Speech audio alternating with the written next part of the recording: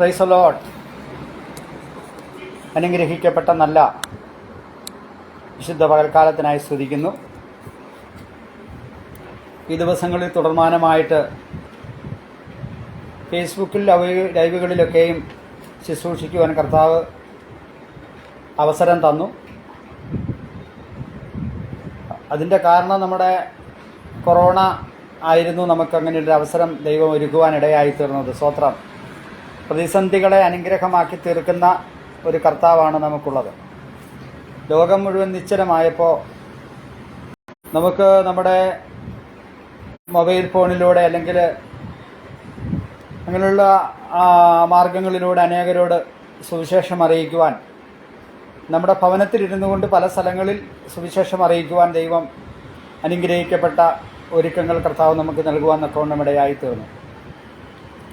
എന്നാൽ ആദ്യമായിട്ടാണ് rose and ഫാമിലിയുടെ ഒരു ഫേസ്ബുക്ക് ലൈവിൽ ഇങ്ങനെ ഈ വിശുദ്ധ പകൽക്കാലം കടന്നു വരുവാൻ സ്വർഗത്തിലെ കർത്താവ് ഇടയാക്കി തീർത്തോർത്ത് ഞാൻ ദൈവത്തെ സ്തുതിക്കുന്നു. പ്രിയ സിസ്റ്റർ കഴിഞ്ഞ ദിവസം വിളിക്കുകയും ഇങ്ങനെ ഒരു മീറ്റിങ്ങിൽ സംബന്ധിക്കുവാൻ കർത്താവ് എന്നെ അതിനുവേണ്ടി ഒരുക്കുവാനും കർത്താവ് സഹായിച്ചു. അതോർത്ത് ഞാൻ ദൈവത്തെ സ്തുതിക്കുകയാണ്. അങ്ങനെ പ്രാർത്ഥിക്കുന്ന പല പ്രാവശ്യം ടി വിയിൽ,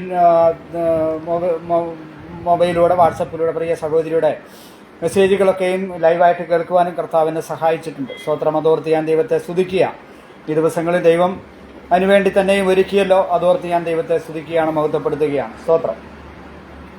ഇതിനുവേണ്ടി എന്നെ ക്ഷണിച്ച പ്രിയ ഗ്രൂപ്പിന് ഞാൻ കർത്താവ് യേശുക്രിസ്തുവിന്റെ നാമത്തിലുള്ള സ്നേഹവന്ദനത്തെയും നന്ദിയെയും അറിയിക്കുന്നു. സ്തോത്രം.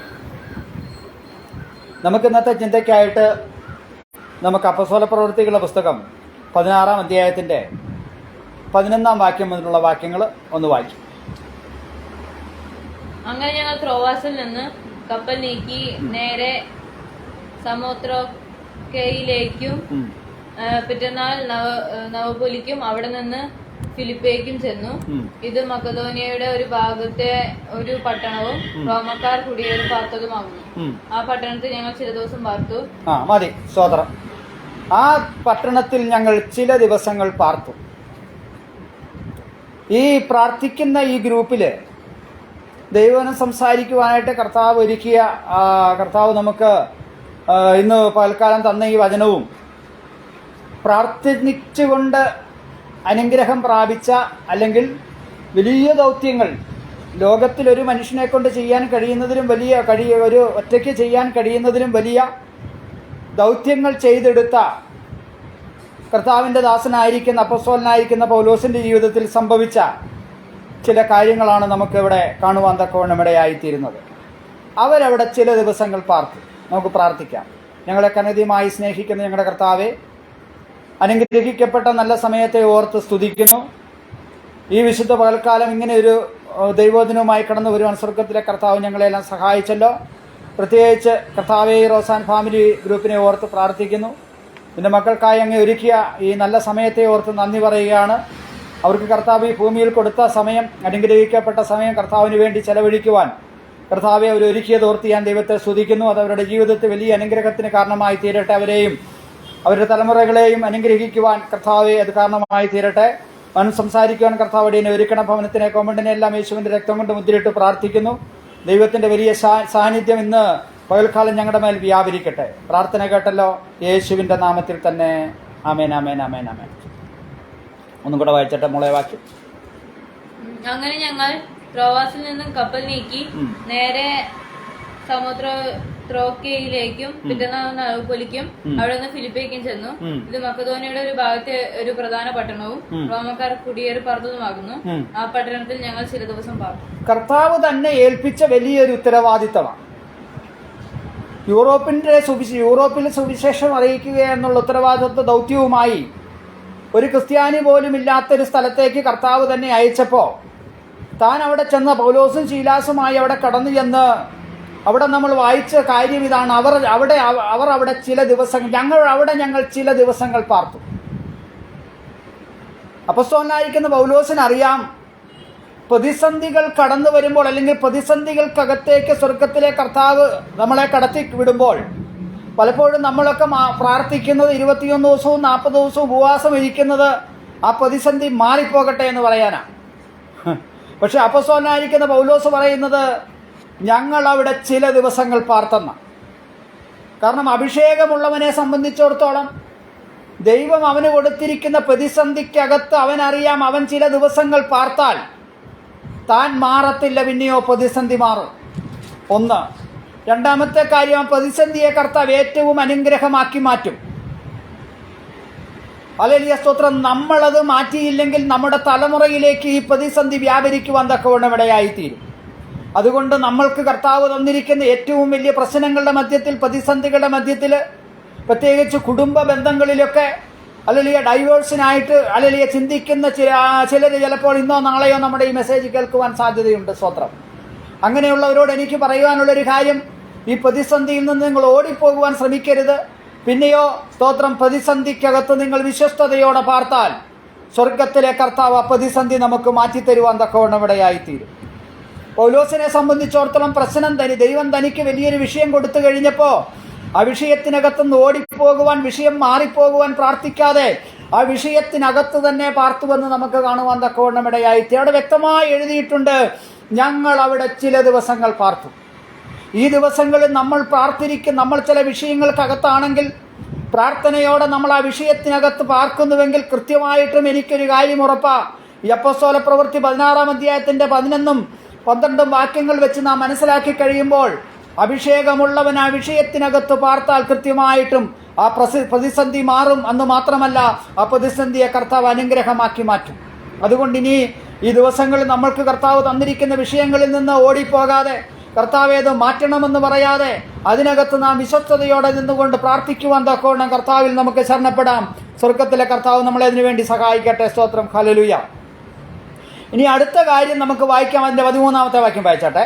ശബ്ദനാളിൽ ഞങ്ങൾ ഗോപുരത്തിന് പുറത്തേക്ക് പോയി അവിടെ പ്രാർത്ഥനാ സ്ഥലം ഉണ്ടായിരിക്കുമെന്ന് ഞങ്ങൾ വിചാരിച്ചു. പുഴവക്കത്തിരുന്നു. അവിടെ കൂടി വന്ന സ്ത്രീകളോട് സംസാരിച്ചു. അടുത്ത കാര്യം ഇതാണ്. ഒരു പ്രതിസന്ധി തന്റെ ജീവിതത്തിൽ കർത്താവ് കൊടുത്തു കഴിയുമ്പോൾ താൻ ഒറ്റയ്ക്ക് പ്രാർത്ഥിച്ചുകൊണ്ട്, അല്ലെങ്കിൽ താനും തന്റെ കൂട്ടുകാരനായിരിക്കുന്ന പൗലോസ് ശീലാസുമായിട്ട് ആ പ്രതിസന്ധിക്കകത്തിരുന്ന് പ്രാർത്ഥിച്ചു കഴിഞ്ഞപ്പോൾ അടുത്ത കാര്യം എന്താണ്? ഒരു പ്രാർത്ഥിക്കുന്ന ടീമിനെ അവർ അന്വേഷിക്കുവാൻ തക്കവണ്ണം ഇടയായിത്തീരുകയാണ്. ഹല്ലേലൂയ, സ്തോത്രം. അപ്പോൾ ഒറ്റയ്ക്ക് പ്രാർത്ഥിക്കുന്ന ഒരുവനെ സംബന്ധിച്ചിടത്തോളം അടുത്ത കാര്യം കർത്താവ് അവർ ചെയ്യുന്നൊരു കാര്യം, അതിന്റെ 14-ാമത്തെ വാക്യം വായിച്ചിട്ടാണ്. പട്ടണക്കാരിയും രക്താംബരം വിൽക്കുന്നവളുമായ ലുദിയ എന്ന പേരുള്ള ഒരു ദേവഭക്തിയായ ഒരു സ്ത്രീ കേട്ടുകൊണ്ടിരുന്നു. പൗലോസ് സംസാരിച്ചത് ശ്രദ്ധിക്കേണ്ടതിന് കർത്താവുള്ള ഹൃദയം തുറന്നു. അവള് കുടുംബവും സ്നാനമേറ്റ ശേഷം, നിങ്ങൾ എന്നെ വിശ്വസ്ത എന്ന് എണ്ണിയിരിക്കുന്നുവെങ്കിൽ എന്റെ വീട്ടിൽ വന്ന് പാർപ്പിൻ എന്ന് അപേക്ഷിച്ചു. അപ്പോ ഈ ഒറ്റയ്ക്കിരുന്ന് പ്രാർത്ഥിച്ച, അല്ലെങ്കിൽ ഒറ്റയ്ക്കിരുന്ന് അല്ലെങ്കിൽ രണ്ടുപേരായിട്ട് ഒരു ചെറിയ ടീമായിട്ട് ഇരുന്ന് പ്രാർത്ഥിച്ച അവരെ സംബന്ധിച്ചോളം അടുത്തത് കർത്താവ് അവർക്ക് കൊടുക്കുന്നത് എന്താണ്? നമ്മുടെ റോസാൻ ഫാമിലി പോലൊരു പ്രാർത്ഥിക്കുന്ന ടീമിനെ അവർക്ക് കൊടുക്കുവാനിടയായി തീർന്നു. സ്തോത്രം. ഈ ടീം, ഈ പ്രയർ ടീമിനെ കുറിച്ച് ഞാൻ മനസ്സിലാക്കി കഴിഞ്ഞപ്പോൾ കർത്താവ് എനിക്ക് തന്നത്, ഹല്ലേലൂയ, നമ്മളെക്കുറിച്ച് റോസാൻ ഫാമിലിയെ കുറിച്ച് എവിടെ എഴുതിയിട്ടുണ്ട്? തിരുവചനത്തിൽ നമ്മളെക്കുറിച്ച് എഴുതിയിട്ടുണ്ട്. സ്തോത്രം. ഹല്ലേലൂയ. ആദ്യം നമ്മൾ എന്താ ചെയ്തത്? നമ്മൾ ഒറ്റയ്ക്കിരുന്ന് പ്രാർത്ഥിച്ചു. രണ്ടാമത്തെ കാര്യം, കർത്താവ് നമുക്കൊരു പ്രാർത്ഥിക്കുന്ന ടീമിനെ തന്നു. ഹല്ലേലൂയ, സ്തോത്രം. അതുകൊണ്ടാണ് ഇതിങ്ങനെ വളരുവാൻ തക്കവണ്ണം ഇടയായി തീർന്നു എന്ന് പറഞ്ഞതുപോലെ ഇവിടെ എന്താ ചെയ്തത്? ഒറ്റയ്ക്കിരുന്ന് പ്രാർത്ഥിക്കുന്ന ഒരുവനെ സംബന്ധിച്ചിടത്തോളം കർത്താവ് അടുത്തത് ഒരു പ്രാർത്ഥിക്കുന്ന ടീമിനെ അവർക്ക് കൊടുക്കുവാൻ തക്കവണ്ണം ഇടയായി തീർന്നു. സ്തോത്രം. ഹല്ലേലൂയ. അതുകൊണ്ട് നമ്മൾ ഒറ്റയ്ക്കിരുന്ന് കർത്താവ് നമുക്ക് തന്നിരിക്കുന്ന സാഹചര്യങ്ങളിൽ ഒറ്റയ്ക്കിരുന്ന് നാം പ്രാർത്ഥിച്ചു കൊണ്ടിരുന്നാൽ മതി. സ്വർഗത്തിലെ കർത്താവ് നമുക്ക് ഒരു പ്രാർത്ഥിക്കുന്ന ടീമിനെ കർത്താവ് നൽകുവാൻ തക്കവണ്ണം ഇടയായി തീരും. ഹല്ലേലൂയ. അവിടെ നമ്മൾ വായിക്കുന്ന പ്രകാരമാണ്. അതിന്റെ 15-ാമത്തെ വാക്യം ഒന്ന് വായിച്ചാട്ടെ. അവളും അവൾ കുടുംബവും സ്നാനം ഏറ്റ ശേഷം, നിങ്ങൾ എന്നെ കർത്താവിൽ വിശ്വസ്ത എന്ന് എണ്ണിയിരിക്കുന്നുവെങ്കിൽ എന്റെ വീട്ടിൽ വന്ന് പാർപ്പിനെന്ന് അപേക്ഷിച്ച് ഞങ്ങളെ നിർബന്ധിച്ചു. സ്തോത്ര. ഹല്ലേലൂയ. അപ്പോ അവിടെ ആദ്യം എന്താണ് ചെയ്തത്? ഒരു പ്രാർത്ഥിക്കുന്ന ടീമിനെ കർത്താവ് കൊടുത്തു. സ്തോത്രം. ഹല്ലേലൂയ. അവിടെ അടുത്ത കാര്യം നമ്മൾ 15-ാമത്തെ വാക്യത്തിൽ വായിക്കുന്നത്, ഹല്ലേലൂയ, സ്തോത്രം, അവരോട് പറഞ്ഞത്, നിങ്ങൾ എന്നെ വിശ്വസ്ത എണ്ണുന്നുവെങ്കിൽ എന്റെ ഭവനത്തിൽ വന്ന് പാർക്കണമെന്ന. എന്താ നമുക്ക് മനസ്സിലാക്കുവാൻ കഴിയുന്നത്? ആദ്യം അവരവിടെ വന്ന് പാർത്തത് ഒരു വലിയ ഒരു സ്വന്തമായിരിക്കുന്നൊരു ഭവനത്തിലായിരിക്കത്തില്ല. അവരന്ന് പാർത്തത് ഒരു വാടക കെട്ടിടത്തിൽ പാർത്തുകൊണ്ട് അവർ പ്രാർത്ഥിച്ചു കൊണ്ടിരിക്കുകയാണ് ആയിരിക്കാം ചെയ്തിട്ടുണ്ടാകുക. കാരണം ആദ്യമായിട്ട് പൗലോസ് അവിടെ ചെല്ലുമ്പോൾ പൗലോസിനെ അറിയാവുന്ന പൗലോസിനെയും ശീലാസിനെയും അറിയുന്ന മറ്റാരും അവിടെ ഇല്ലല്ലോ. സ്തോത്രം, ഹല്ലേലൂയ. എന്നാൽ ഇവിടെ നമ്മൾ വായിക്കുന്നത് ആദ്യം അവർ ഒറ്റയ്ക്കിരുന്ന് പ്രാർത്ഥിച്ചു. അത് കഴിഞ്ഞ് പ്രാർത്ഥിക്കുന്നൊരു ടീമിനെ കർത്താവ് കൊടുത്തു.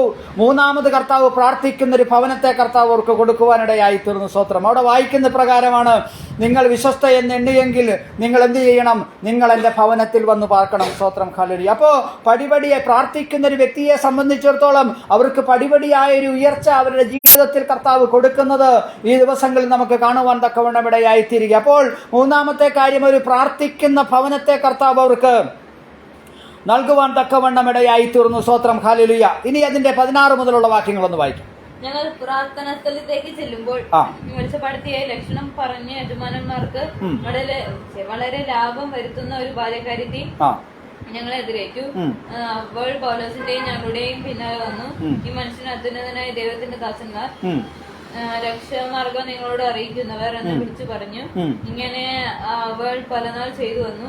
പൗലോസ് മുഷിങ്ങി തിരിഞ്ഞ് നോക്കി അവളിലുള്ള ഭൂതത്തോട്, അവളെ വിട്ടു പോകുവാൻ ഞാൻ യേശുക്രിസ്തുവിന്റെ നാമത്തിൽ നിന്നോട് കൽപ്പിക്കുന്നു എന്ന് പറഞ്ഞു. Price the Lord, hallelujah. അടുത്ത കാര്യം അപ്പോസ്തലനായിരിക്കുന്ന പൗലോസ് ചെയ്തൊരു കാര്യം നമുക്കറിയാം. ഇവർ പ്രാർത്ഥിക്കുന്ന ഭവനത്തിൽ നിന്ന് പുറപ്പെട്ടു കഴിഞ്ഞപ്പോൾ ആ ദേശത്തെ ഭരിച്ചുകൊണ്ടിരുന്ന, ആ ദേശത്തെ കീഴടക്കിക്കൊണ്ടിരുന്ന, ആ ദേശത്തിലുള്ള ജനങ്ങളെ മുഴുവൻ സ്തോത്രം ഭ്രമിപ്പിച്ചുകൊണ്ടിരുന്ന, അവരെ പാപം ചെയ്യിച്ചുകൊണ്ടിരുന്ന, എന്ന് പറഞ്ഞാൽ ദൈവത്തിൽ നിന്ന് അകറ്റിക്കൊണ്ടിരുന്ന ആ പിശാചിന്റെ ശക്തിയെ, പിശാചിന്റെ ശക്തിയെ ശാസിക്കുവാൻ അപ്പോസ്തലനായിരിക്കുന്ന പൗലോസിന് സാധിക്കുവാനിടയായി തീർന്നു. സ്തോത്രം.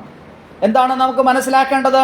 നമ്മുടെ ദേശത്തുള്ള ദേശാധിപതിയെ തകർക്കണമെങ്കിൽ, ദേശത്തുള്ള ദേശാധിപതിയെ നമ്മൾ അല്ലെങ്കിൽ ഇല്ലായ്മ ചെയ്യണമെങ്കിൽ എന്താണ് നമ്മൾ ചെയ്യേണ്ടത്? ഒരു പ്രാർത്ഥിക്കുന്ന ഭവനം നമുക്കുണ്ടാകുവാനിടയായി തീരണം. സ്തോത്രം. പ്രാർത്ഥിക്കുന്ന ഭവനത്തിൽ നിന്ന് പുറപ്പെടുന്നവന് മാത്രമേ ദേശത്തിന്റെ ദേശാധിപതിക്കെതിരെ പ്രവർത്തിക്കുവാൻ സാധിക്കൂ, അവരെ ശാസിക്കുവാൻ സാധിക്കൂ, അവനെ കീഴടക്കുവാൻ സാധിക്കൂ. അപ്പോൾ സ്തോത്രം, എന്താണ് നമ്മൾ ചെയ്യേണ്ടത്? ആദ്യമായിട്ട് നമ്മൾ ചെയ്യേണ്ടത് നമ്മുടെ ഭവനം ഒരു പ്രാർത്ഥിക്കുന്ന ഭവനമാക്കി മാറ്റുക എന്നുള്ളതാ. സ്തോത്രം. പ്രാർത്ഥിക്കുന്ന ഭവനമാക്കി മാറ്റിക്കഴിഞ്ഞപ്പോൾ അവിടെ നമ്മൾ കണ്ടത്, അവിടെ ആ ദേശത്തെ ഭ്രമിപ്പിച്ചുകൊണ്ടിരുന്ന, വളരെ വർഷങ്ങളായിട്ട് ഭ്രമിപ്പിച്ചുകൊണ്ടിരുന്ന, അപ്പോൾ നമുക്കറിയാം ആദ്യം പൗലോസ് എന്ത് ചെയ്തു? അവിടെ ചില നാളുകൾ പാർത്തുവെന്ന് നമുക്കറിയാം. ആ ചില നാളുകൾ പാർത്തപ്പോൾ എന്ത് സംഭവിച്ചില്ല? ഈ ശത്രുവിനെ കീഴടക്കുവാൻ അവർക്ക് സാധിച്ചില്ല. പക്ഷേ ഒരു പ്രാർത്ഥിക്കുന്ന ഭവനം, പ്രാർത്ഥിക്കുന്ന ഒരു ടീമുണ്ടായി, ഒരു പ്രാർത്ഥിക്കുന്ന ഭവനമുണ്ടായി. ആ പ്രാർത്ഥിക്കുന്ന ഭവനത്തിൽ നിന്ന് പുറപ്പെട്ടു കഴിഞ്ഞപ്പോൾ ആ ദേശത്തിന്റെ ദേശാധിപതിയെ അവർക്ക് കീഴടക്കാൻ സാധിച്ചു. സ്തോത്രം, ഹല്ലേലൂയ.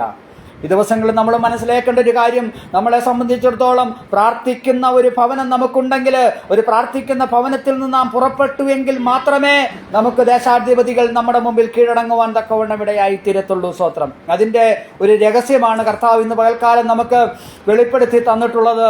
നിങ്ങൾ പ്രാർത്ഥിക്കുന്നൊരു ടീം ഉണ്ടാകണം, നിങ്ങളുടെ ഭവനം പ്രാർത്ഥിക്കുന്നൊരു ഭവനമാക്കി മാറ്റണം. ഹല്ലേലൂയ, സ്തോത്രം. അപ്പൊ പ്രാർത്ഥനയെക്കുറിച്ച് വളരെ സവിസ്തരമായിട്ട് 16 അപ്പോസ്തല പ്രവൃത്തി 16-ാം അധ്യായം അപ്പോസ്തലനായിരിക്കുന്ന പൗലോസിലൂടെ നമുക്ക് കാണുവാൻ തക്കവണ്ണം ഇടയായിത്തീരുക. അപ്പൊ പ്രാർത്ഥിക്കുന്നൊരു ഭവനം അവർക്ക് ഉണ്ടാകുവാൻ തക്കവണ്ണം ഇടയായി തീർന്നു. പ്രാർത്ഥിക്കുന്ന ഭവനത്തിൽ നിന്ന് പുറപ്പെട്ട് തന്റെ മക്കൾക്ക്, ഹല്ലേലൂയ, ആ ദേശത്തിന്റെ ദേശാധിപതിയെ കീഴടക്കുവാൻ തക്കവണ്ണം കർത്താവ് അവരെ സഹായിച്ചു. എന്നാൽ അവർക്കവിടെ ചില അനിഷ്ട സംഭവങ്ങൾ അവരുടെ ജീവിതത്തിൽ നടക്കുന്നത് നമുക്ക് കാണുവാൻ തക്കവണ്ണം ഇടയായി തീരുക. അതിന്റെ 19-ാം വാക്യം മുതലുള്ള വാക്യങ്ങൾ നമുക്കൊന്ന് വായിക്കാം. അവരുടെ യജമാനന്മാർ തങ്ങളുടെ ലാഭത്തിന്റെ ആശ പോയത് കണ്ടിട്ട് പൗലോസിനെ ശീലാസിനെ പിടിച്ചു ചന്തസ്ഥലത്ത് പ്രമാണികളുടെ അടുക്കിലേക്ക് വലിച്ചു കൊണ്ടുപോയി അധിപതികളുടെ മുന്നിൽ നിർത്തി, യഹൂദന്മാരായ ഈ മനുഷ്യർ നമ്മുടെ പട്ടണത്തെ കലക്കി റോമക്കാരെ നമുക്ക് അംഗീകരിക്കാനും അനുസരിക്കാനും ന്യായമില്ലാത്ത ആചാരങ്ങളെ പ്രസംഗിക്കുന്നു എന്ന് പറഞ്ഞു. പുരുഷാരം അവരുടെ നേരെ ഇളകി. അധിപതികൾ അവരുടെ വസ്ത്രം പറിച്ചുരിഞ്ഞ് തോൽ കൊണ്ട് അവരെ അടിപ്പാൻ കൽപ്പിച്ചു. അവരെ വളരെ അടുപ്പിച്ച ശേഷം തടവിലാക്കി.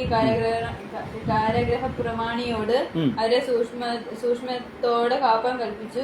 സ്തോത്രം, ഹല്ലേലൂയ. അപ്പോ പ്രാർത്ഥിക്കുന്ന ഭവനത്തിൽ നിന്ന് പുറപ്പെട്ടവന്റെ ജീവിതത്തില് അവൻ ചോദിക്കാത്തൊരു കാര്യം അന്ന് അവരുടെ ജീവിതത്തിൽ സംഭവിക്കുക. സ്തോത്രം. കർത്താവെ, ഞങ്ങളെ അടിച്ച് തടവിലാക്കണമെന്ന് ഒരിക്കലും അവര് കർത്താവിനോട് ചോദിച്ചില്ല.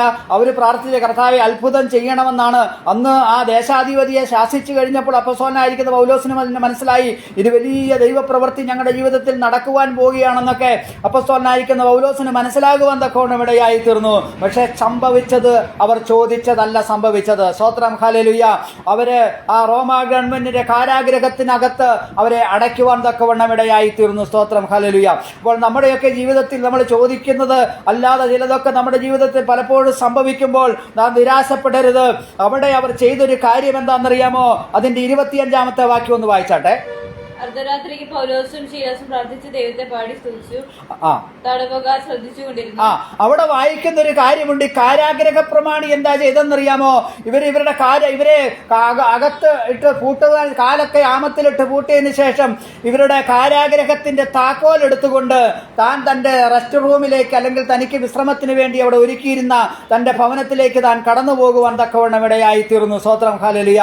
എന്നാൽ അപ്പോസ്തലൻ നമുക്കൊരു കാര്യം അറിയാം. ഈ അപ്പോസ്തലനായിരിക്കുന്ന പൗലോസിന്റെയും ശീലാസിന്റെയും കയ്യിൽ ഒരു താക്കോൽ ഉണ്ടായിരുന്നു. സ്തോത്രം. ഇത് ഈ കാരാഗ്രഹത്തിന്റെ വാതിലിനെ തുറക്കുന്നതല്ല, പിന്നെയോ കാരാഗ്രഹത്തിന്റെ അടിസ്ഥാനങ്ങളെ ഇളക്കുവാൻ കഴിവുള്ള ഇനിയൊരു വിശുദ്ധനെയും അത് ആ തടവറയ്ക്കകത്തിടുവാൻ കഴിയാതെ വണ്ണം അതിന്റെ അടിസ്ഥാനങ്ങളെ ഇളക്കുവാൻ തക്കവണ്ണം കഴിയുന്ന ഒരു പ്രാർത്ഥനയുടെ താക്കോല് അപ്പോസ്തലനായിരിക്കുന്ന പൗലോസിന്റെ കയ്യിലുണ്ടായിരുന്നു.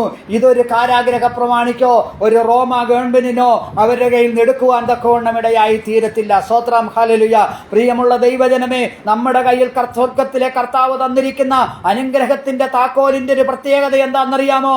ലോകത്തിൽ ആർക്കും എടുത്തു കളയാൻ കഴിയാത്ത ഒരു ലോകത്തിന്റെ സ്തോത്രം അടിസ്ഥാനങ്ങളെ ഇളക്കുവാൻ കഴിയുന്ന, സ്വർഗത്തിന്റെ ദൈവത്തിന്റെ കരങ്ങളെ ചലിപ്പിക്കുവാൻ കഴിയുന്ന ഒരു താക്കോല് നമ്മുടെ ജീവിതത്തിൽ കർത്താവ് തന്നിട്ടുണ്ട്. സ്തോത്രം. എന്തിനാ കർത്താവെ ഞങ്ങളുടെ ജീവിതത്തിലെ പ്രതിസന്ധികൾ തന്നെന്ന് ചോദിക്കുമ്പോൾ കർത്താവിന് പറയാനുള്ളത്, മക്കളെ, ഈ പ്രതിസന്ധിയുടെ അടിത്തറ വലയും ഇളക്കുവാൻ കഴിയുന്ന ഒരു താക്കോല് ഞാൻ നിങ്ങളുടെ കയ്യിൽ തന്നിട്ടുണ്ടെന്ന്. ഹല്ലേലൂയ. സ്തോത്രം. അർദ്ധരാത്രി ആയി കഴിഞ്ഞപ്പോ അപ്പോസ്തലനായിരിക്കുന്ന പൗലോസും ശീലാസും ഈ പ്രാർത്ഥനയുടെ ഈ താക്കോൽ അവർ ഉപയോഗിക്കുവാൻ തക്കവണ്ണം ഇടയായി തീർന്നു. ഹല്ലേലൂയ. സ്തോത്രം. അതുകൊണ്ട് ഈ ദിവസങ്ങളിൽ ഒരു കാര്യം നാം ഓർക്കണം. നമ്മുടെ ജീവിതത്തിൽ കർത്താവ് തന്നിട്ടുള്ള ഹല്ലേലൂയ പ്രതിസന്ധികളോ എത്രത്തോളം വലുതാണെങ്കിലും ശരി, അതിനെ തകർക്കുവാൻ കഴിയുന്ന ഒരു അനുഗ്രഹത്തിന്റെ പ്രാർത്ഥനയുടെ താക്കോല് കർത്താവ് നമുക്ക് നമ്മുടെ കരങ്ങളിൽ തന്നിട്ടുണ്ട് എന്നുള്ള കാര്യം നാം മനസ്സിലാക്കണം. എന്നിട്ടാണ് കർത്താവ് എന്ത് ചെയ്തത്? കാരാഗ്രഹത്തിലിട്ട് പൂട്ടുവാൻ നമ്മളെ അനുവദിച്ചത്. സ്തോത്രം. നമ്മൾ ഈ ദിവസങ്ങളിൽ ചോദിച്ചിട്ടുണ്ട്, നമ്മൾ വെറുപെടുത്തിട്ടുണ്ട്, കർത്താവ് എന്തുകൊണ്ടാണ് ഇങ്ങനെയൊക്കെ എൻ്റെ ജീവിതത്തിൽ സംഭവിക്കുന്നത്? പ്രാർത്ഥിക്കുന്ന എൻ്റെ ജീവിതത്തിൽ ലോകം വിശാലമായി തീരുവാൻ, വിശാലമായിരിക്കുന്ന പ്രവർത്തനത്തിലേക്ക് കടന്നു പോകുവാനാണല്ലോ ഞാൻ അങ്ങയോട് പ്രാർത്ഥിച്ചത്. പക്ഷേ തടവിലാകാനല്ലല്ലോ ഞാൻ പ്രാർത്ഥിച്ചത്. പ്രാർത്ഥിക്കും തോറും എൻ്റെ കെട്ടുകൾ മുറുകുകയാണല്ലോ കർത്താവെ, പ്രശ്നങ്ങൾ വർദ്ധിച്ചു വരികയാണല്ലോ കർത്താവെ എന്നൊക്കെ ചിന്തിച്ച് നമ്മൾ ഈ ദിവസങ്ങൾ വ്യാകുലപ്പെടുന്നുവെങ്കിൽ ദൈവമക്കളെ വ്യാകുലപ്പെടേണ്ട ആവശ്യമില്ല. ദൈവദാസന്മാരെ വ്യാകുലപ്പെടേണ്ട ആവശ്യമില്ല. അതിന്റെ അടിസ്ഥാനങ്ങളെ തകർക്കുവാൻ കഴിയുന്ന ഒരു പ്രാർത്ഥനയുടെ താക്കോല് നിങ്ങളുടെ കയ്യിൽ കർത്താവ് ഏൽപ്പിച്ചിട്ടുണ്ട് എന്ന് തിരുവചനം നമ്മളെ ഓർപ്പിക്കുവാൻ തക്കവണ്ണം ഇടയായി തീരുക. സ്തോത്രം. ഹല്ലേലൂയ. ഇനി അവിടെ ഒന്ന് രണ്ട് കാര്യങ്ങൾ നമുക്ക് ചിന്തിക്കാം. അന്ന് അപ്പോസ്തലനായിരിക്കുന്ന പൗലോസിനോട് അവർ പറഞ്ഞൊരു കാര്യം എന്താണെന്നറിയാമോ? സ്തോത്രം. സന്ധ്യയായപ്പോൾ അവരോട് പറഞ്ഞു, അവർ സ്ഥിരമായിട്ട് സന്ധ്യയായപ്പോൾ പ്രാർത്ഥിക്കുന്നവരാ. അവരോട് പറഞ്ഞു, ഇന്ന് നിങ്ങൾ പ്രാർത്ഥിക്കേണ്ടത്, നിങ്ങൾക്ക് അടി കിട്ടേണ്ട ദിവസമാണ്. പ്രാർത്ഥിക്കേണ്ട സമയമായപ്പോൾ അവരെ അടിച്ചുകൊണ്ടിരിക്കുക. സ്തോത്രം. അവർക്ക് അടി കിട്ടിക്കൊണ്ടിരിക്കുക. രണ്ടാമത്തെ കാര്യം അവരോട് പറഞ്ഞു, നിങ്ങളിന്ന് ഭക്ഷണം കഴിക്കേണ്ടെന്ന് പറഞ്ഞു. വൈകുന്നേരമായപ്പോൾ നിങ്ങൾ ഭക്ഷണം കഴിക്കേണ്ടെന്ന് പറഞ്ഞു. മൂന്നാമത്തെ കാര്യം, നിങ്ങൾ ഉറങ്ങണ്ടെന്ന് പറഞ്ഞു. സ്തോത്രം. ഹല്ലേലൂയ. അങ്ങനെ അവരുടെ ഭക്ഷണം തടഞ്ഞു, അവരുടെ പ്രാർത്ഥന തടഞ്ഞു, അവർ ഉറക്കം തടഞ്ഞു. ചിലതൊക്കെയും ലോകം തടയുവാൻ തക്കവണ്ണം ഇടയായിത്തീർന്നു. സ്തോത്രം. ഹല്ലേലൂയ. ഇതൊക്കെ തടഞ്ഞെങ്കിലും അപ്പോസ്തലനായിരിക്കുന്ന പൗലോസും ശീലാസും എന്താ ചെയ്തത്? അവിടെ പ്രാർത്ഥിക്കുവാൻ തക്കവണ്ണം ഇടയായിത്തീർന്നു. അവർ പ്രാർത്ഥിച്ചുകൊണ്ടിരുന്നു. അതിന്റെ 27 മുതലുള്ള വാക്യങ്ങൾ വായിച്ചു. കാരാഗ്രഹപ്രമാണി ഉറക്കമുണർന്നു. കാരാഗ്രഹത്തിന്റെ വാതിലുകൾ തുറന്നിരിക്കുന്ന കണ്ടിട്ട് ചങ്ങലക്കാർ ഓടിപ്പോയി കളഞ്ഞു എന്ന് ഊഹിച്ച് വളരെ തന്നെത്താൻ കൊല്ലുവാൻ ഭാവിച്ചു.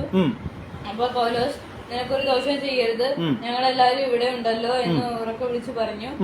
അവൻ വെളിച്ചം ചോദിച്ച് അകത്തേക്ക് ചാടി വിറച്ചും കൊണ്ട് പൗലോസിന്റെ ശിരസിന്റെ മുമ്പിൽ വീണു.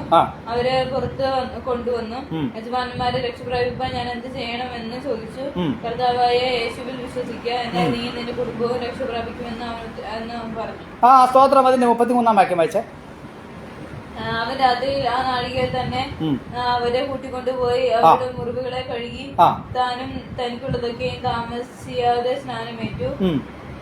പിന്നെ അവരെ വീട്ടിൽ കൈക്കൊണ്ട് അവർക്ക് ഭക്ഷണം കൊടുത്തു. ആ. ദൈവത്തിൽ വിശ്വസിച്ചതിൽ വീടടക്കമാണ്. Praise the lord. അവരോട് പറഞ്ഞത് എന്താണ്? നിങ്ങളൊന്ന് ഭക്ഷണം കഴിക്കണ്ട. രണ്ടാമത്തെ കാര്യം, നിങ്ങളൊന്ന് ഉറങ്ങണ്ട. മൂന്നാമത്തെ കാര്യം, നിങ്ങൾ പ്രാർത്ഥിക്കേണ്ട. ലോകം അവരുടെ മുമ്പിൽ ചിലതൊക്കെ തടയുവാൻ തക്കവണ്ണം ഇടയായി തീർന്നു. എന്നാൽ അർദ്ധരാത്രിയിൽ അവർ ദൈവത്തെ പാടി സ്തുതിച്ചു കൊണ്ടിരുന്നപ്പോ അല്ലെങ്കിൽ ലോകം തടഞ്ഞത് മുഴുവനും അവരുടെ അടുക്കലേക്ക് കടന്നു വരാൻ ഇടയായി തീർന്നു. ഞാൻ നിങ്ങളോടൊന്ന് ചോദിക്കട്ടെ, അർദ്ധരാത്രിയായപ്പോൾ നമ്മൾ വിടുതലിന് വേണ്ടി പ്രാർത്ഥിക്കുന്നുണ്ടല്ലോ. ഇവര് പ്രാർത്ഥിച്ചു. അപ്പസ്തോലനായിരിക്കുന്ന പത്രോസിനെ അഴിച്ചുവിട്ടതുപോലെ കർത്താവ് അവരെ അന്ന് രാത്രിയിൽ അങ്ങോട്ട് അഴിച്ചുവിട്ടിരുന്നെങ്കിൽ, അല്ലെങ്കിൽ അവരെ കാരാഗ്രഹം തുറന്ന് കർത്താവ് അവരെ വിട്ടിരുന്നെങ്കിലുള്ള അനുഭവം എന്താണ്? ആദ്യമായിട്ട് അപ്പസ്തോലനായിരിക്കുന്ന പൗലോസ് എന്താ ചെയ്യേണ്ടത്? ആദ്യമായിട്ട് താനൊരു തുണിക്കട അന്വേഷിച്ച് പോകണം. കാരണം തന്റെ വസ്ത്രമൊക്കെ ഉരിഞ്ഞു കളഞ്ഞ് ഒരു അർത്ഥനഗ്നനായിട്ടാണ് അവനെ കാരാഗ്രഹത്തിൽ ഇട്ടിരിക്കുന്നത്. നമ്മൾ ആദ്യം കണ്ടല്ലോ, അവന്റെ വസ്ത്രമൊക്കെ ഉരിഞ്ഞെടുത്ത് അവനെ അടിച്ചെന്ന് കേട്ടല്ലോ. ആദ്യമായിട്ടൊരു തുണിക്കടയിലേക്ക് അവർ കടന്നു പോകുവാനിടയായിത്തീരണം. അതിനുശേഷം അവിടെ രാത്രി എവിടെയെങ്കിലും ഭക്ഷണശാലയുണ്ടെങ്കിൽ ആ ഭക്ഷണശാലയിൽ ചെന്ന് ഒരു ഭക്ഷണം സംഭരിക്കുവാൻ തക്കവണ്ണം ഇടയായിത്തീരണം. എന്നിട്ടൊരു പ്രാർത്ഥനാ സ്ഥാനം അന്വേഷിച്ച് അവർ പോയി പ്രാർത്ഥിക്കണം. എന്നാൽ ലോകം ഇവരുടെ മുമ്പിൽ ഇതെല്ലാം തടയുവാൻ തക്കവണ്ണം ഇടയായിത്തീർന്നു. എന്നാൽ പ്രാർത്ഥിച്ച സമയത്ത് എന്താ അവിടെ വായിച്ചത്? അവരവരുടെ ആ കാരാഗ്രഹ പ്രമാണി അല്ലെങ്കിൽ മൂന്നാമത്തെ കാര്യം, അവൻ ആശുപത്രിയിൽ പോകണം. സ്തോത്രം, ഹല്ലേലൂയ. എന്നാൽ ഇവിടെ നമ്മൾ വായിക്കുന്ന പ്രകാരമാണ് കാരാഗ്രഹ പ്രമാണി ആദ്യമായിട്ട് ചെയ്തത് എന്താണ്? അവരുടെ മുറിവുകളൊക്കെയും കെട്ടുവാൻ തക്കവണ്ണം ഇടയായി തീർന്നു. പ്രാർത്ഥിച്ചിരിക്കുന്നവന്റെ അടുക്കലേക്ക് ആശുപത്രി കടന്നു വരാനിടയായി തീർന്നു. ആശുപത്രിയിലേക്ക് അവൻ പോകേണ്ട സംഭവമായില്ല. എവിടെയാണോ താൻ പ്രാർത്ഥിച്ചത്, ആ പ്രാർത്ഥിച്ച സ്ഥലത്തേക്ക് തനിക്ക് ആശുപത്രി കടന്നു വരാനിടയായി തീർന്നു. പ്രാർത്ഥിച്ച സ്ഥലത്തേക്ക് തനിക്ക് ഭക്ഷണം കർത്താവ് നൽകി കൊടുക്കുവാൻ തക്കവണ്ണം ഇടയായി തീർന്നു. പ്രാർത്ഥിച്ച സ്ഥലത്ത് തന്നെ ഉറങ്ങുവാനുള്ള സാഹചര്യം കർത്താവ് അവനെ ഒരുക്കുവാനിടയായിത്തീർന്നു. സ്തോത്രം, ഹല്ലേലൂയ. അപ്പോൾ പ്രാർത്ഥിക്കുന്ന ഒരുവനെ സംബന്ധിച്ചിടത്തോളം ഹല്ലേലൂയ, നമുക്ക് ഒന്നും അന്വേഷിച്ചു പോകേണ്ട ആവശ്യമില്ല. സ്വർഗത്തിലെ കർത്താവ് അതെല്ലാം നമ്മുടെ ജീവിതത്തിലേക്ക് നൽകി തരുവാൻ തക്കവണ്ണം ഇടയായിത്തീർന്നു. സ്തോത്രം. അപ്പോൾ ലോകം എന്തെങ്കിലും ഈ ദിവസങ്ങളിൽ തടഞ്ഞു വെച്ചിട്ടുണ്ടെങ്കിൽ, നിങ്ങളുടെ അനുഗ്രഹങ്ങൾ ഏതെങ്കിലും വിധത്തിൽ ലോകം തടഞ്ഞു വെച്ചിട്ടുണ്ടെങ്കിൽ നിരാശപ്പെടേണ്ട. പ്രാർത്ഥിക്കുന്നതിന്റെ നമ്മുടെ മുൻപിലേക്ക് കർത്താവ് അനുഗ്രഹങ്ങളെ കൊണ്ട് നൽകുവാൻ തക്കവണ്ണം ഇടയായിത്തീരും. സ്തോത്രം, ഹല്ലേലൂയ. ഒരു കാര്യം ഞാൻ ഓർപ്പിക്കാം, നമ്മുടെ അനുഗ്രഹങ്ങൾ തടഞ്ഞു വെക്കുന്നത് എപ്പോൾ വരെയേ ഉള്ളൂ? നമ്മൾ പ്രാർത്ഥന തുടങ്ങുന്നത് വരെയുള്ളൂ. നമ്മുടെ അനുഗ്രഹങ്ങൾ തടഞ്ഞു വെക്കുവാൻ ലോകത്തിന് സാധിക്കത്തുള്ളൂ, സാത്താന് സാധിക്കത്തുള്ളൂ. എപ്പോഴാണോ നാം പ്രാർത്ഥന തുടങ്ങുന്നത്? അവിടെ വായിക്കുന്നവർ അർദ്ധരാത്രിയായപ്പോൾ അവർ ദൈവത്തെ പാടി ആരാധിച്ചു കൊണ്ടിരുന്നപ്പോൾ അവർക്ക് നിഷേധിച്ചത് മുഴുവനും അവർക്ക് ഇനി ലഭിക്കത്തില്ലെന്ന് ചിന്തിച്ച സകല അനുഗ്രഹങ്ങളും കൃത്യമായിട്ട് കർത്താവ് അവർക്ക് നൽകിക്കൊടുക്കുവാൻ തക്കവണ്ണം ഇടയായിത്തീർന്നു. സ്തോത്രം, ഹല്ലേലൂയ. അതുകൊണ്ടൊരു കാര്യം നാം മനസ്സിലാക്കണം, നമ്മുടെ ജീവിതത്തിൽ നാം പ്രാർത്ഥിക്കുന്ന സമയം വരെ നമ്മുടെ ജീവിതത്തിൽ അനുഗ്രഹങ്ങളെ തടഞ്ഞു വെക്കുവാനായിട്ട് പിശാചിന് സാധിക്കുമെന്ന് ഇന്ന് രാത്രിക്കാലം നാം മനസ്സിലാക്കുവാൻ തക്കവണ്ണം ഇടയായിത്തീരണം. അതിന്റെ 34-ാമത്തെ വാക്യം ഒന്ന് വായിച്ചാട്ടെ. പിന്നെ അവരെ വീട്ടിൽ കൈക്കൊണ്ട് അവർക്ക് ഭക്ഷണം കൊടുത്തു. ദൈവത്തെ വിശ്വസിച്ചതിൽ വീടടക്കം ആനന്ദിച്ചു. വായിച്ചു. നേരം പുലർന്നപ്പോൾ അധിപതികൾ മതി. സ്തോത്രം. അതിന് 34-ാം വാക്യത്തിൽ വായിക്കുന്ന പ്രകാരമാണ് അവര് സ്തോത്രം അവര് സ്നാനമെടുക്കുവാൻ തക്കവണ്ണം ഇടയായിത്തീർന്നു. അവിടെ നമ്മൾ എന്താണ് മനസ്സിലാക്കേണ്ടത്? എവിടെയാണോ ഏത് അധികാരിയാണ് അവരോട് പ്രാർത്ഥിക്കേണ്ടെന്ന് പറഞ്ഞത്, എവിടെയാണ് അവരോട് പ്രസംഗിക്കേണ്ടെന്ന് പറഞ്ഞത്, അവിടെ തന്നെ അന്ന് ആ ഗവൺമെന്റ് ഉദ്യോഗസ്ഥന്റെ ഭവനത്തില് അപ്പോസ്തലനായിരിക്കെ പൗലോസ് ഒരു സഭ സ്ഥാപിക്കുവാൻ ഇടയായിത്തീർന്നു. പൗലോസ് എന്താണ് അവിടെ ഈ ദേശത്ത് പൗലോസ് കടന്നു വന്നപ്പോൾ തന്നെ ആദ്യം മുതൽ പൗലോസ് പ്രാർത്ഥിച്ച എന്താണ്? എന്തായിരിക്കും പൗലോസ് പ്രാർത്ഥിച്ചത്? കർത്താവ്, എനിക്ക് ഇവിടെ ഈ ദേശത്തൊരു സഭ തുടങ്ങുവാൻ കർത്താവ് ഞങ്ങളെ സഹായിക്കണം. താൻ പ്രാർത്ഥിച്ചൊരു കാര്യമാണ്, കർത്താവെ, ഒരു സഭ തുടങ്ങാൻ കർത്താവ് ഞങ്ങളെ സഹായിക്കണം. ഈ ദേശത്ത് കർത്താവിൻ്റെ ഒരു ആരാധനാലയം തുടങ്ങാൻ, ഫിലിപ്പിയിൽ ഒരു ആരാധനാലയം തുടങ്ങാൻ കർത്താവെ ഞങ്ങളെ സഹായിക്കണം. താൻ എന്നും പ്രാർത്ഥിച്ചുകൊണ്ടിരുന്ന വിഷയം ഇതാണ്. സ്തോത്രം, ഹല്ലേലൂയ. താൻ എന്താണോ പ്രാർത്ഥിച്ചത് അത് അന്ന് അർദ്ധരാത്രിയിൽ കർത്താവ് അവന് നൽകിക്കൊടുക്കുവാൻ തക്കവണ്ണം ഇടയായിത്തീർന്നു. സ്തോത്രം. അപ്പോൾ നമ്മൾ പ്രാർത്ഥിക്കുന്നത് വരേ ഉള്ളൂ നമ്മുടെ ജീവിതത്തിൽ തടസ്സം. പ്രാർത്ഥിച്ചു തുടങ്ങുമ്പോൾ തടസ്സങ്ങൾ കർത്താവ് മാറ്റുവാനിടയായിത്തീരും. ഹല്ലേലൂയ. അതിന്റെ 40-ാമത്തെ വാക്യം ഒന്ന് വായിച്ചാട്ടെ. അവർ തടവിട്ട് ലുദിയയുടെ വീട്ടിൽ ചെന്ന് സഹോദരന്മാരെ കൊണ്ട് ആശ്വസിപ്പിച്ച ശേഷം പുറപ്പെട്ടു. സ്തോത്രം. ഇവിടെ ഒരു കാര്യം നമുക്ക് കാണാം. അവർ പ്രാർത്ഥിക്കുന്ന ഭവനത്തിൽ നിന്ന് കടന്നു ചെന്നൊരുത്തൻ എന്തൊക്കെ കാര്യങ്ങൾ അന്ന് ചെയ്തു. ഒന്ന്, ആ ദേശത്തിന്റെ ദേശാധിപതിയെ പരാജയപ്പെടുത്തി. രണ്ടാമത് അവരെ സ്തോത്രം വിശുദ്ധന്മാരെ തടവിലാക്കിയിരുന്ന കാരാഗ്രഹത്തിന്റെ അടിസ്ഥാനങ്ങളെ അവർ തകർത്ത് കളയുവാനിടയായി തീർന്നു. മൂന്നാമത്തെ കാര്യം, അവരെന്താണോ അവരുടെ ജീവിതത്തിൽ പ്രാർത്ഥിച്ചു കൊണ്ടിരുന്നത് അത് അവരുടെ ജീവിതത്തിൽ വ്യക്തമായി സംഭവിക്കുവാൻ തക്കവണ്ണം ഇടയായി തീർന്നു. നാലാമത് അവർ ആ ഭവനത്തിൽ കടന്നു ചെന്നപ്പോൾ ആ ഭവനത്തിൽ അവർക്ക് വലിയ സന്തോഷമുണ്ടാകുവാൻ ഇടയായി തീർന്നു. സ്തോത്രം. അപ്പോൾ ഒരു പ്രാർത്ഥിക്കുന്ന ഭവനത്തിൽ നിന്ന് പുറപ്പെട്ടവൻ പ്രാർത്ഥിക്കുന്ന ഭവനത്തിന്റെ നിന്ന് പുറപ്പെട്ടവൻ ഹല്ലേലൂയ സ്തോത്രം അവര് പ്രാർത്ഥിക്കുന്ന ഭവനത്തിൽ ചെല്ലുന്നതിന് മുൻപ് അവരുടെ ജീവിതത്തിൽ അനേകം അത്ഭുതങ്ങൾ കർത്താവ് ചെയ്യുന്നത് നമുക്ക് കാണുവാൻ തക്കവണ്ണം ഇടയായി തീരുകയാണ്. ഹല്ലേലൂയ സ്തോത്രം. അപ്പോൾ ഇന്ന് ഈ ദിവസങ്ങളിൽ നമുക്കിന്ന് ഈ കാര്യത്തിൽ നിന്നും ഈ പാഠത്തിൽ നമുക്ക് കർത്താവ് തന്ന ഏറ്റവും വലിയൊരു കാര്യം നമ്മുടെ ഭവനം ഒരു പ്രാർത്ഥിക്കുന്ന ഭവനമാക്കി മാറ്റണം. ഒന്നാമത് നമ്മൾ ഓരോരുത്തരും പ്രാർത്ഥിക്കുന്നവരായി തീരണം. രണ്ടാമത് നമ്മൾ ഒറ്റയ്ക്ക് പ്രാർത്ഥിച്ചാൽ പോരാ, പ്രാർത്ഥിക്കുന്ന ടീം നമുക്കുണ്ടാകണം. നമുക്കൊരു പ്രാർത്ഥിക്കുന്ന ടീം ഉണ്ടായാൽ പോരാ, പ്രാർത്ഥിക്കുന്നൊരു ഭവനം നമുക്കുണ്ടാകണം. പ്രാർത്ഥിക്കുന്നൊരു ഭവനം നമുക്കുണ്ടായാൽ പോയാ പ്രാർത്ഥിക്കുന്ന ഭവനത്തിൽ നിന്ന് ലോകത്തിലേക്ക് നാം സുവിശേഷവുമായി കടന്നു പോകുവാൻ തക്കവണ്ണം ഇടയായി തീരണം. അപ്പോഴാണ് നമ്മുടെ ജീവിതത്തിൽ പ്രാർത്ഥിക്കുന്ന കാര്യങ്ങൾ നമ്മുടെ ജീവിതത്തിൽ സംഭവിക്കുവാൻ തക്കവണ്ണം ഇടയായി തീരേണ്ടത്. പിന്നെ ഇതിനെല്ലാം ഉപരി ഒരു ഭക്തന്റെ ജീവിതത്തിൽ ഇത്രയും വലിയ അനിഷ്ട സംഭവങ്ങൾ ഉണ്ടാകാനുള്ള കാരണം എന്താ? പൗലോസ് ഒരിക്കലും ചോദിക്കാത്ത കാരാഗ്രഹവും അടിയും ഒക്കെ തനിക്ക് ലഭിക്കുവാനുള്ള കാരണം എന്താ? അതിന്റെ ഒരു കാരണം കൂടിയുണ്ട്. കാരണം കൂടാതെ ഒരു ദൈവഭക്തന്റെ ജീവിതത്തിൽ ഒരു കാര്യവും സംഭവിക്കുന്നില്ല. അതിന്റെ കാര്യം എന്താണെന്ന് ഫിലിപ്പിയ ലേഖനം അതിന്റെ 4-ാം അധ്യായത്തിന്റെ 15-16 വാക്യങ്ങൾ നമ്മൾ വായിക്കുമ്പോൾ നമുക്കവിടെ മനസ്സിലാക്കുവാൻ തക്കവണ്ണം ഇടയായി തീരും. എന്തുകൊണ്ടാണ് അപ്പോസ്തലനായിരിക്കുന്ന പൗലോസിന്റെ ജീവിതത്തിൽ ഇത്രയും വലിയൊരു ഇൻസിഡന്റ് സംഭവിക്കുവാൻ തക്കവണ്ണം ഇടയായി തീർന്നത്? എന്തുകൊണ്ടാണ് കർത്താവേ ഇത്രയും വലിയൊരു സംഭവം അപ്പോസ്തലനായിരിക്കുന്ന പൗലോസിന്റെ ജീവിതത്തിൽ സംഭവിക്കുവാൻ ഇടയായി തീർന്നത്? ആ വാക്യം കൂടി നമുക്കൊന്ന് വായിക്കാം. ഫിലിപ്പിയ ലേഖനം 4-ാം അധ്യായത്തിന്റെ 15-16 വാക്യങ്ങൾ. ഫിലിപ്പിയരെ, സുവിശേഷ ഘോഷണത്തിന്റെ ആരംഭത്തിൽ ഞാൻ മക്കദോനിയയിൽ നിന്ന് പുറപ്പെട്ടാരെ നിങ്ങൾ മാത്രമല്ലാതെ ഒരു സഭയും വരവ് ചെലവ് കാര്യത്തിൽ എന്നോട് കൂട്ടായ്മ കാണിച്ചില്ല എന്ന് നിങ്ങളും അറിയുന്നു. Price the Lord. ഹല്ലേലൂയ. എന്തിനാണ് കർത്താവ് അപ്പോസ്തലനായിരിക്കുന്ന പൗലോസിനെ കൊണ്ട് ഇത്ര കഷ്ടപ്പെട്ട് അവിടെ ഒരു സഭ സ്ഥാപിക്കുവാൻ തക്കവണ്ണം ഇടയായി തീർന്നത്, അടികൊള്ളിപ്പിക്കുവാൻ തക്കവണ്ണം ഇടയായി തീർന്നത്? ഒരു സ്തോത്രം, തുയത്തീരിയ പട്ടണക്കാരത്തിയെ ലുദിയെ പോലെയും ഈ ജയിലറെ പോലെയും ഒക്കെയുള്ളവരെ കൊണ്ട് അവിടെ ഒരു സഭ തുടങ്ങിപ്പിക്കുവാൻ തക്കവണ്ണം ഇടയായി തീർന്നത് എന്തിനാണ്? അങ്ങനെ അടികൊള്ളിപ്പിക്കുവാൻ ഇടയായി തീർന്നതിന്റെ കാരണം, ചില നാളുകൾക്ക് ശേഷം അപ്പോസ്തലനായിരിക്കുന്ന പൗലോസിന്റെ ജീവിതത്തിൽ ചില സാമ്പത്തികമായ ആവശ്യങ്ങൾ കടന്നു വരും. ഈ കടന്നു വരുന്ന സാഹചര്യത്തിൽ തന്നെ സഹായിക്കുവാനായിട്ട് ഒരു സഭയെ സ്ഥാപിക്കുവാനാണ് കർത്താവ് ആ കാര്യങ്ങളൊക്കെ ചെയ്യുവാൻ തക്കവണ്ണം ഇടയായി തീർന്നത്. Price the Lord. ഈ ദിവസങ്ങളിൽ നമുക്കുണ്ടാകുന്ന വലിയ വലിയ വിഷയങ്ങളുടെ കാരണം എന്താണെന്ന് നമുക്കറിയത്തില്ല. വർഷങ്ങൾക്ക് ശേഷമാണ് പൗലോസിനെ കർത്താവ് വെളിപ്പെടുത്തി കൊടുത്തത്. പൗലോസ് ഇതിനു വേണ്ടിയാണ് അന്ന് നീ അടിയെല്ലാം കൊള്ളുവാൻ തക്കവണ്ണം ഇടയായി തീർന്നത്. ഇന്ന് പറയാ, ഫിലിപ്പിയരെ, നിങ്ങളല്ലാതെ എന്നെ വലവ് ചെലവ് കണക്കുകളിൽ എന്നെ സഹായിക്കുവാൻ തക്കവണ്ണം ഇടയായി തീർന്നില്ല. എന്തിനു വേണ്ടിയായിരുന്നു ആ പ്രശ്നമെന്ന് അന്ന് പൗലോസിന് മനസ്സിലായില്ല. പക്ഷെ പിന്നീട് പൗലോസിന് മനസ്സിലായി, ഇതിനു വേണ്ടിയായിരുന്നു കർത്താവിനെ നാടിയൊക്കെ കൊള്ളുവാനും അവിടെ സഭ സ്ഥാപിക്കുവാനും എന്റെ കർത്താവിനെ സഹായിച്ചത്. സ്തോത്രം. ഇന്ന് നമുക്ക് മനസ്സിലാക്കാം. Price the Lord. ഹല്ലേലൂയ. അതുകൊണ്ട് ചില വിഷയങ്ങളിലൂടെ നാം കടന്നു പോകുക. അതിന്റെ കാരണം എന്താണെന്ന് നമുക്കറിയത്തില്ല. എങ്ങനെ അത് പരിഹരിക്കണമെന്ന് നമുക്കറിയത്തില്ല. പക്ഷെ ചില നാളുകൾക്ക് ശേഷം നമുക്ക് മനസ്സിലാകും, എന്റെ കർത്താവ്, എന്നെ സ്നേഹിക്കുന്ന എന്റെ കർത്താവ് എന്നെ എന്തിനാണ് അങ്ങനെയുള്ളൊരു പ്രതിസന്ധിക്കകത്തൂടെ കടത്തിവിട്ടത്? അതുകൊണ്ട് കാരണം കൂടാതെ കർത്താവ് നമ്മളെ ആരെയും ഒരു പ്രശ്നത്തിലൂടെ കടത്തിവിടുന്നില്ല. അങ്ങനെ കടത്തിവിടുന്നുണ്ടെങ്കിൽ സ്വർഗത്തിലെ കർത്താവ് നമുക്ക് അതിന്റെ പ്രത്യേകമായിരിക്കുന്ന ചില കാരണവും ഉണ്ടാകാം. സ്തോത്രം. അതുകൊണ്ട് നമുക്ക് ഇന്ന് പകൽക്കാലം ഒരു വാക്കുകൂടി പ്രാർത്ഥിക്കാം. അല്ലെങ്കിൽ ഈ പ്രാർത്ഥിക്കുന്ന ടീമിനെ കർത്താവ് ധാരാളം അനുഗ്രഹിക്കട്ടെ. അല്ലെങ്കിൽ സ്തോത്രം. ആദ്യമായി നമ്മൾ ഒറ്റയ്ക്ക് പ്രാർത്ഥിച്ചു. അതിനുശേഷം നമ്മൾ ടീമായിട്ട് പ്രാർത്ഥിച്ചു കൊണ്ടിരിക്കുന്നു. അതിനുശേഷം പ്രാർത്ഥിക്കുന്ന ഒരു ഭവനം കർത്താവ് നമുക്ക് തന്നിട്ടുണ്ടെങ്കിൽ ആ ഭവനത്തിൽ നിന്ന് നാം പ്രാർത്ഥിച്ചു കൊണ്ടിരിക്കുക. അപ്പോഴാണ് കർത്താവ് നമുക്ക് വലിയ അത്ഭുതങ്ങൾ ചെയ്യുവാനിടയായി തീരുന്നത്.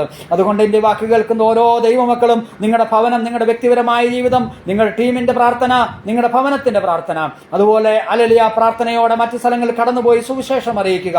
ഈ 4 കാര്യത്തിന് വളരെ വ്യക്തമായി ഈ ദിവസങ്ങളിൽ ഹല്ലേലൂയ ഒരുങ്ങുവാൻ സ്വർഗീയ കർത്താവ് നമ്മളെ സഹായിക്കട്ടെ. അതുപോലെ തന്നെ റോസാൻ ഫാമിലിയെയും അവരുടെ പ്രാർത്ഥനയിൽ നിന്ന് അനേകരെ ക്രിസ്തുവിലേക്ക് നടത്തുന്ന അടുത്ത പ്രവർത്തനങ്ങളിലേക്ക് കർത്താവ് അവരെ നടത്തട്ടെ എന്ന് ആലോചന പറഞ്ഞുകൊണ്ട് ഞാൻ എൻ്റെ വാക്കുകൾ ചുരുക്കുന്നു. ദൈവം നമ്മെ അനുഗ്രഹിക്കുമാറാകട്ടെ. എനിക്കിങ്ങനെ ഒരു അവസരം ഒരുക്കി തന്ന റോസാൻ ഫാമിലിക്ക് ഒരു പ്രാവശ്യം കൂടി നന്ദി പറഞ്ഞുകൊണ്ട് ഞാൻ വാക്കുകൾ ചുരുക്കുന്നു. ദൈവം നമ്മെ എവരെയും അനുഗ്രഹിക്കുമാറാകട്ടെ. Price the Lord. ഹല്ലേലൂയ.